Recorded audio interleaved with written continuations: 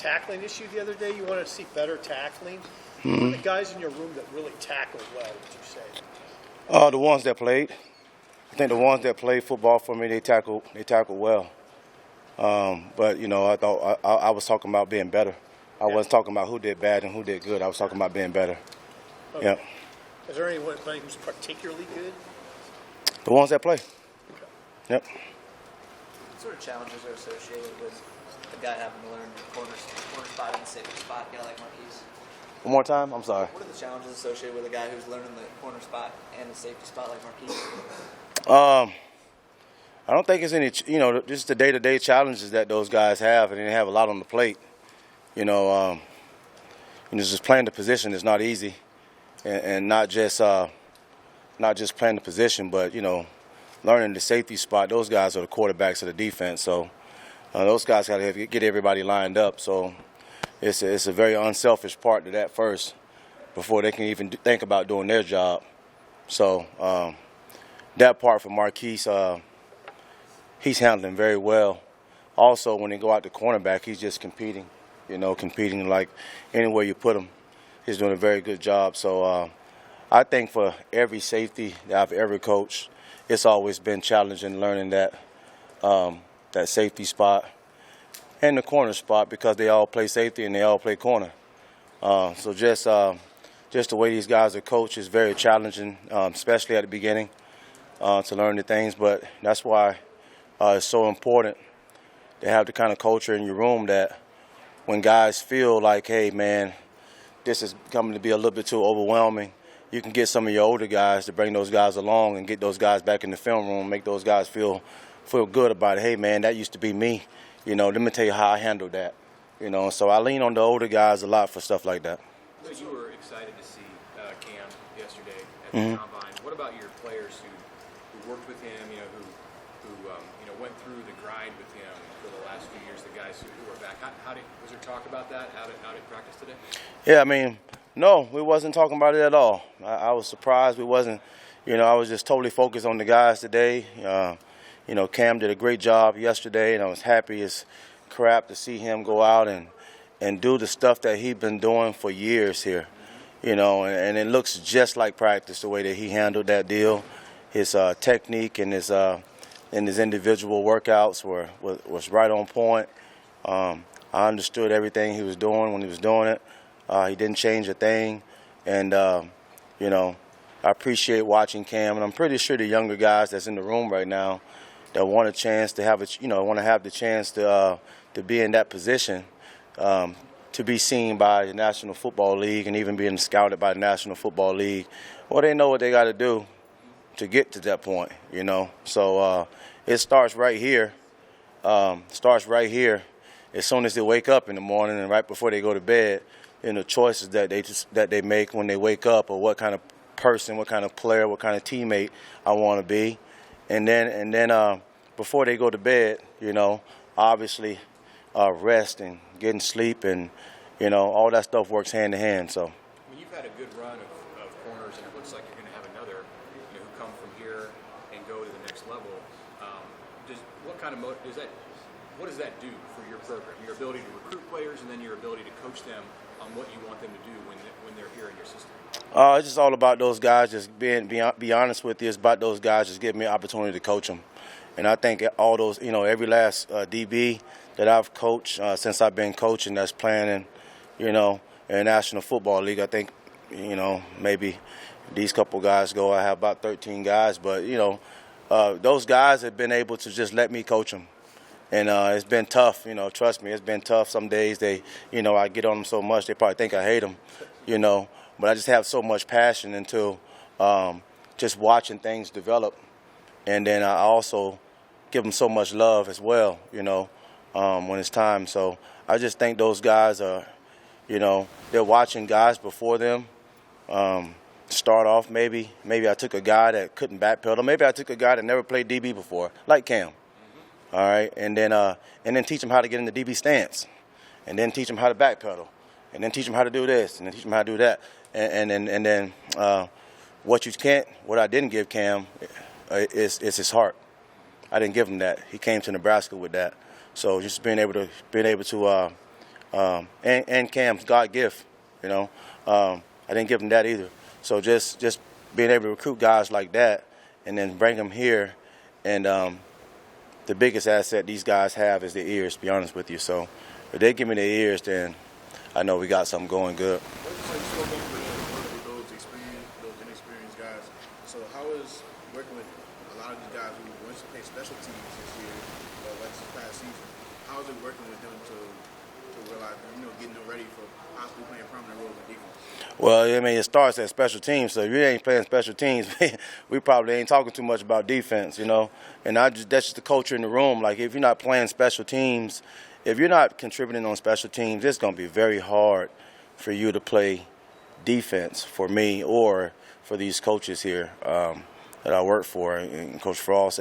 But let me just tell you, it would have to take our special teams coach to say, hey, we don't need you on this right here, in order for those guys not to be on special teams. And I don't know if that's going to happen anytime soon. But, you know, I didn't play much special teams when I was in the National Football League. But it was the coach. You know, I didn't get to pick that job either. You know, so I was a full-time starter. But when my name was called, I was on those special teams. I was there every day in practice. And then I was on most of them, so. How do you get guys like Noah and all that kind of like from playing primarily special teams to possibly playing defense? Well, Noah has to understand. I mean, it has to understand this is the whole total package. It's not just playing DB. It's the whole total package. This is a football team. So special teams is where these guys are needed. You know, we can rotate guys on defense, but special teams are where these guys are really needed. And once we get these guys to mature enough and understand that enough and get those guys on special teams, and get those guys willing to go out there on special teams, because you can be a special teams player but not be willing to play special teams. Make sense? So you can go out there and we can line up and play special teams, but the individual player doesn't really have the same effort that you would see him if you saw him playing a position on defense or offense. So I think for the most part, those guys need to be the guys that when special team is called, they're pushing each other out the way, trying to be the one that coach need to get in there on special teams. And that's when we're really rolling, you know, when we got guys like that can get on special teams and be willing to, hey, I'd rather get on these special teams, coach, and then we'll talk about this defense later. You've had a guy like JoJo, like he was playing DB and then he sort of moved into that nickel role. Mm-hmm. Now, like we were talking to Chris earlier, he was playing inside linebacker and he's playing that nickel role. Like, what is the challenge for him? And I know you don't necessarily work with them all the time in practice, but like, what does that challenge look like for Chris in particular to try to get the hang of playing with him? Those guys are with me every day. Yep, those guys that play nickel are with me every day in Indy. So just show up. Just come be coach. Come with the attitude, you know. Coach attitude gonna match your attitude. It's gonna be perfect. It's gonna be a great day, you know. Just show up with the attitude to want to be coach, and you will get coached. And I just think that, you know, all those guys that come from different positions, that end up going to one position and go to the other one, most of all those guys, all those nickel guys, techniques looks totally different, you know. JoJo is able to play the nickel and make it look easy. Isaac Gilford is another one, and he's out there making it look easy. Javen Wright, making it look easy. Even Chris, he's starting to do a lot of things right now, technique-wise, because he's buying into it.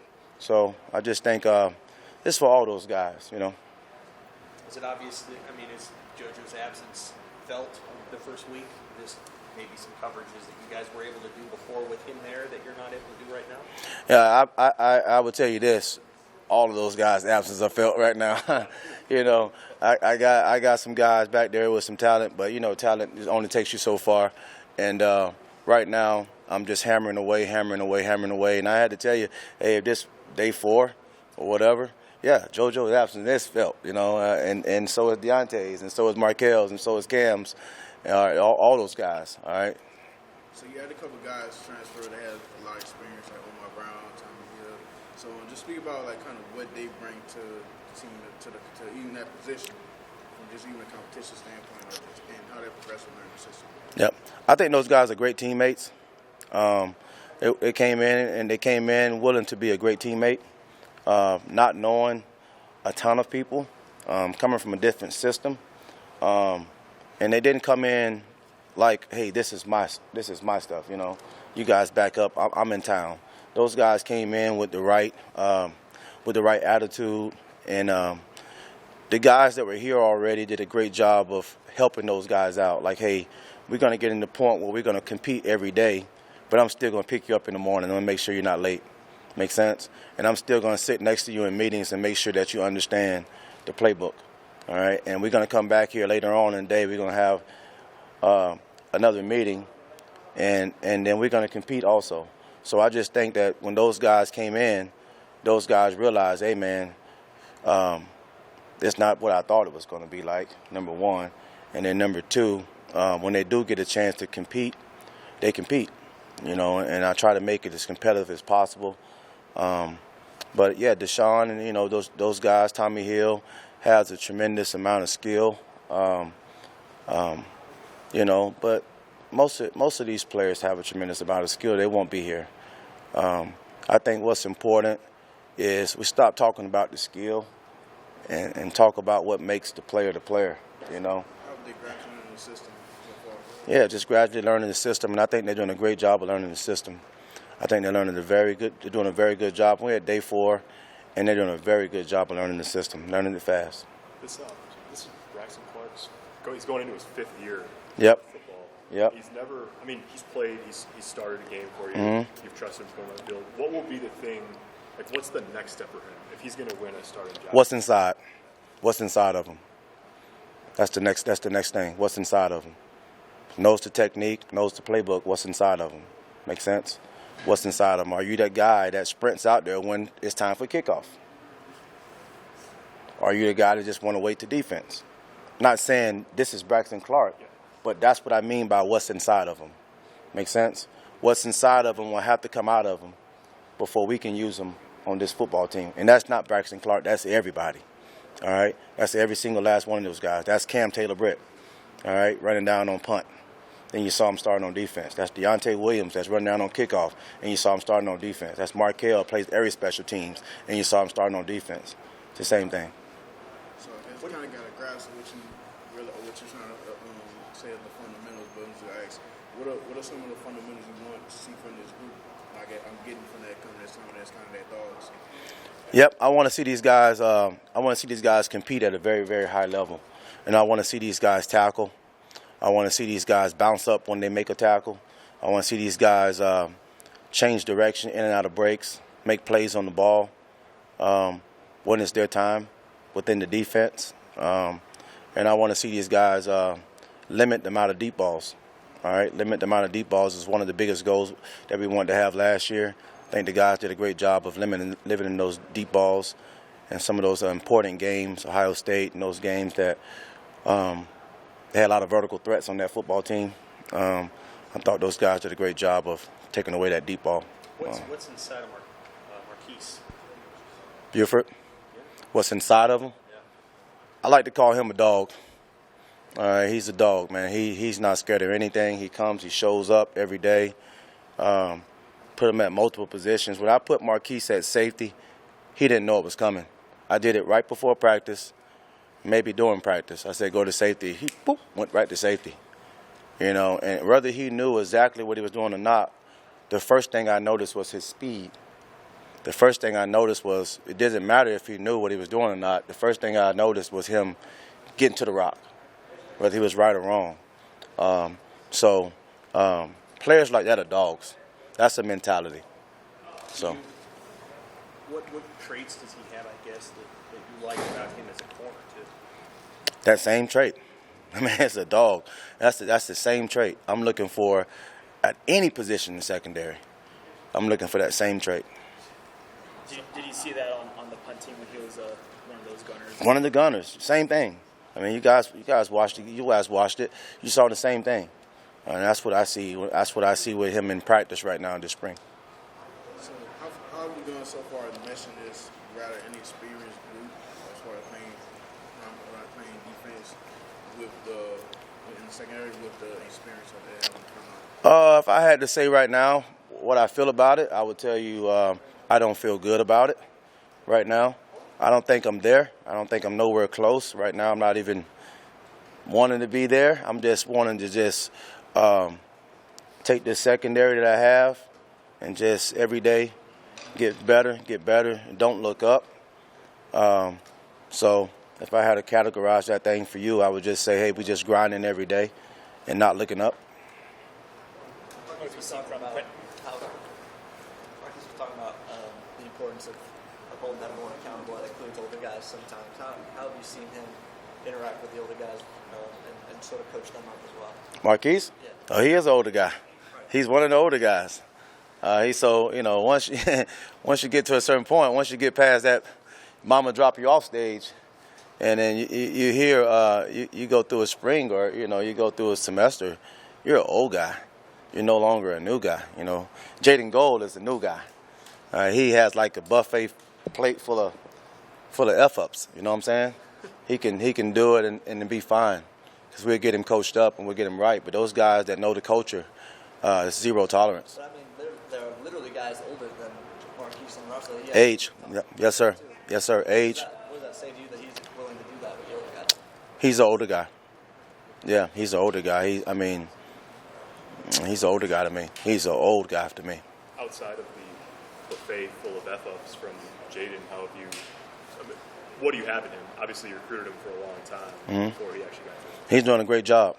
He's doing a great job. He's like a baby Marquise when he got here. He's doing a great job of, those safeties, man. I'm just telling you, it's hard to play safety.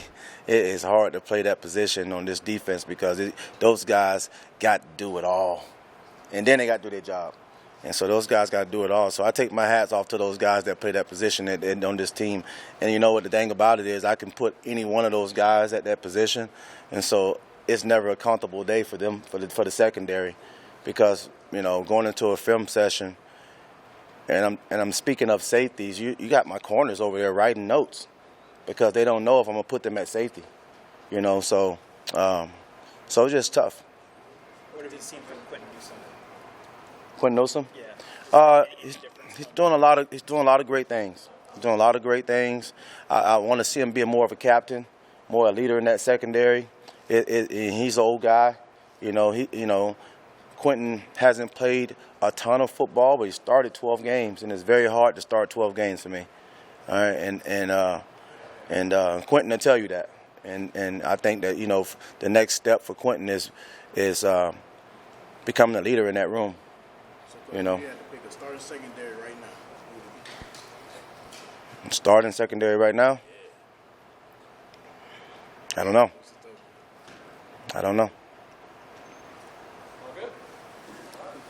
I think you guys know I've never said a starting secondary before. Oh, I know